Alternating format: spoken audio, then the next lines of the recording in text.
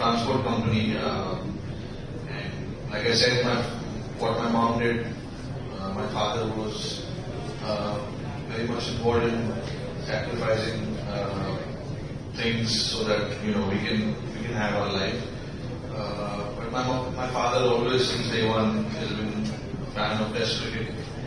Doesn't like this new age cricket, and the day I still remember the day I scored 264 in ODI.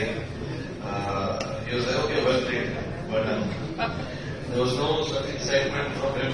It's a world record and all of that. But even if I used to get good 30s or a 40s or a 50s or a 60s in Test cricket, he used to talk to me about it in detail.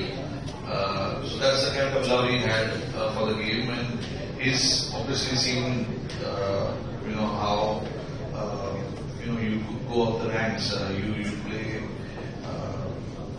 age group cricket, you play, then you pass on to under 19, and then you go to Ranji trophies, League trophies, Irani trophies, India A, and I've done all of that. So he has seen my journey through that, and through this I have made it to the Indian team, playing red ball cricket, not so much of white ball cricket, but that's how the team used to get picked back in the day. You do well in red ball cricket and you find yourself first in ODI cricket and then into Test cricket.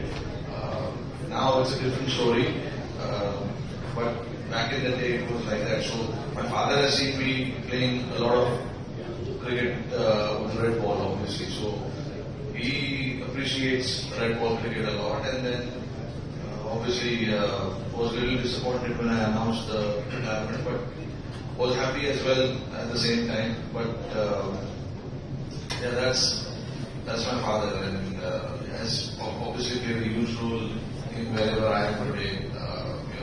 Without their help, it never would have been possible.